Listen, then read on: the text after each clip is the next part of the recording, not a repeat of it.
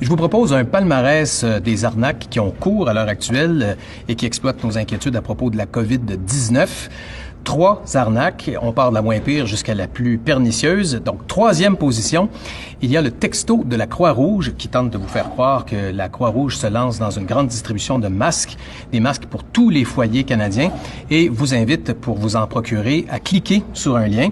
Lorsque vous vous rendez sur ce site, on va vous demander votre numéro de carte de crédit parce qu'il faut quand même que vous payiez les frais de poste de 5 $ seulement, mais ce ne sont pas vos 5 $ qu'ils veulent, ces gens-là, c'est votre numéro de carte de crédit, alors ne cliquez surtout pas là-dessus. 2e position, il y a le courriel de mise à jour de l'Agence de santé publique du Canada. On vous envoie un courriel avec un lien sur lequel vous cliquez pour vous tenir au courant des derniers développements sur la pandémie. Si vous cliquez là-dessus, ironiquement, c'est votre ordinateur qui va se retrouver avec un virus. Alors, ne faites pas ça. Effacez ça. Les agences de santé publique ne vous enverront pas de courriel.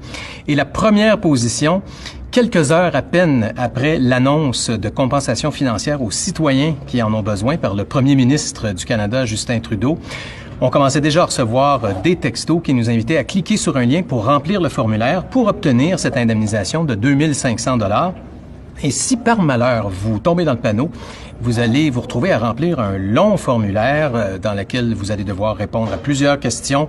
Votre numéro d'assurance sociale, votre adresse, votre date de naissance, un numéro de compte peut-être, puisque c'est plausible que le gouvernement vous pose ces questions pour que vous receviez une indemnisation. Alors, ne tombez pas dans le panneau et je vous invite aussi à faire circuler cette information-là auprès de vos proches, surtout ceux qui sont vulnérables. N'hésitez pas à nous écrire aussi à la facture et si vous avez été victime d'une fraude, signalez-la au Centre antifraude du Canada.